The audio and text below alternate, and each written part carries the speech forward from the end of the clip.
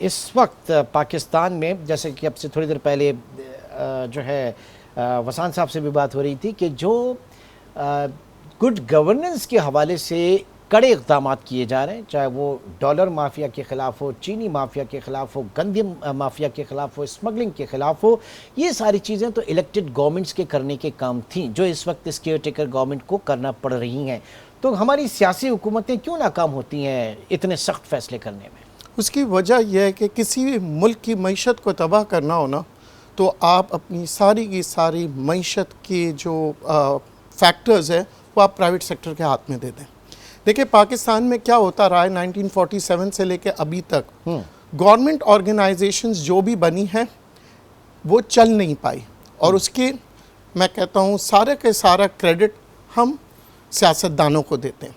और जब हुकूमत की जो कंपनीज़ है नहीं चलती है तो फिर हम उसे बेचने की बात करते हैं। अच्छा, जब प्राइवेट सेक्टर सारी चीज़ें अपने हाथ में ले लेगा तो वो आती है मोनोपोली।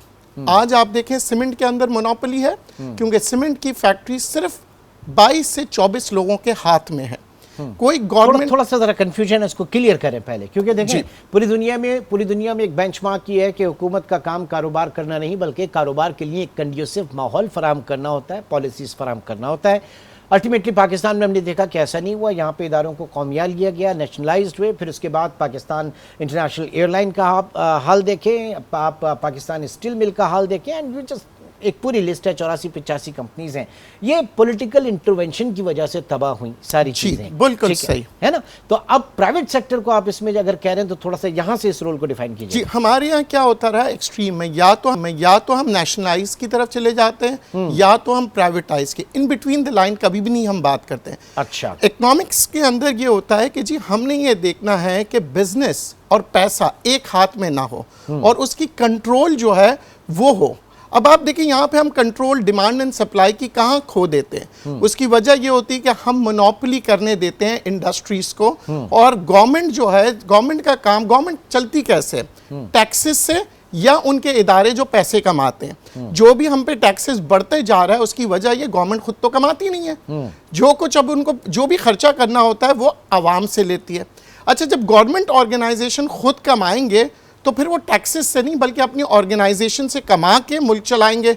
या तो जब गवर्नमेंट ऑर्गेनाइजेशन सही मानों में चलेगी तो आप देखेंगे आवाम को सहूलत मिलेगी, क्योंकि ये जो गवर्नमेंट ऑर्गेनाइजेशंस होते हैं ये अपनी जो प्राइस होती है, जो प्रॉफिट होती है, वो एक मिनिमम रखते हैं ताकि आवाम को भी सहूलत हो। अच्छा। और वो कमा भी सके। यहाँ पे क्या होता है, या तो आप देखें ऑर्गेनाइजेशन चलती ही नहीं है, उसे तबाह कर दिया जाता है, उसके अंदर पॉलिटिकल, जहां 1000 लोगों में आप 1500 लोग डाल देते हैं ताकि बस वोट हो। तो आप क्या कर रहे हैं, और दूसरी जानिब फिर बाद में जब एक्सपोज हो जाते हैं वो कहते हैं इसको बेच दो।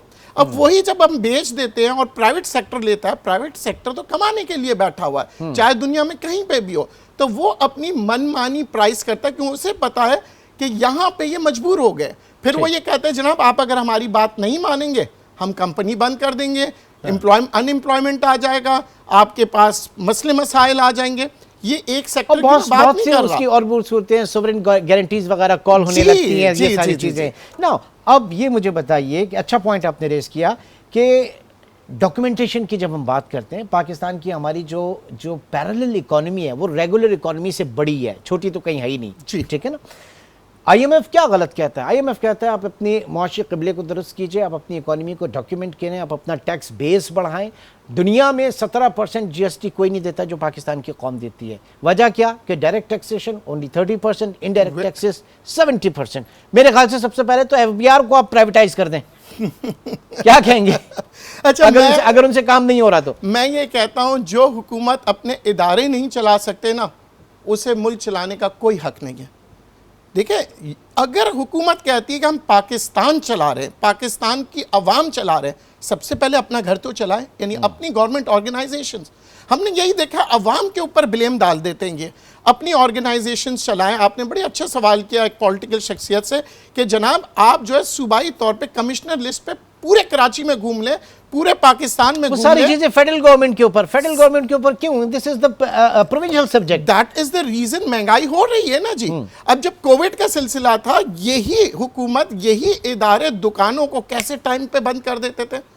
रिट ऑफ द गवर्नमेंट होता है तो आप क्या प्राइस को कंट्रोल नहीं कर सकते? रिट ऑफ द गवर्नमेंट जो इस वक्त हम देख रहे हैं इस केयर टेकर सेटअप के अंदर और इस जो कमिटमेंट है हमारी इस वक्त फोर्सेस की, मैं एक बात करता हूं कि जनाब होलसेल और रिटेल सेक्टर जो है वो पाकिस्तान में टैक्स नेट में नहीं है, एग्रीकल्चर सेक्टर पाकिस्तान में टैक्स नेट में नहीं है, इनकम टैक्स नहीं देते, फिर इसके अलावा आपका रियल इस्टेट जो है वो टैक्स नेट में नहीं देता।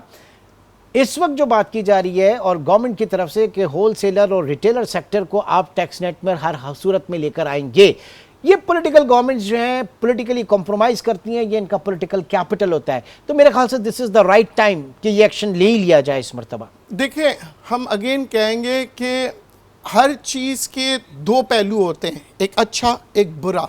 हमें ये देखना है कि लॉन्ग टर्म में पाकिस्तान के लिए क्या है। शॉर्ट टर्म में लोग शोर मचाएंगे। जब आप किसी भी चोर को पकड़ते हैं, क्रैकडाउन्स होने लगे, तो क्या हुआ, आपके पास उन चोरों की कुछ सपोर्ट इंटरनेशनल भी आती है, कुछ ह्यूमन राइट्स वाले भी डालते हैं, मगर क्या होता है लॉन्ग रन पे वो चोर हार जाते हैं। जब हम क्रैकडाउन्स, आज आप कह रहे हैं ना आर्मी ने जो क्रैकडाउन्स किया है, it's was not an easy job. क्यों? क्योंकि उसको जो क्रैकडाउन्स किया है, आप देखें अफगान के ऊपर कितना, अफगानिस्तान का जो स्मगलिंग होता था, आपकी मईशत तबाह बर्बाद हो जाती थी, आपके इकोनॉमिक प्लान्स जो होते थे वो वर्कआउट नहीं होते थे, बिकॉज आप जो प्लान बना रहे हैं अपनी पॉपुलेशन के मुताबिक बना रहे हैं, आपके जो रिजर्व्स है, आपके जो रिसोर्सेज है, कैलकुलेशंस आउट होती थी जब स्मगलिंग होती थी अफगानिस्तान से। तो आज जो गवर्नमेंट है उन्होंने हर चीज का, देखें वहां पे जो, सर मैं इसी पॉइंट को जरा कंटिन्यू रखूंगा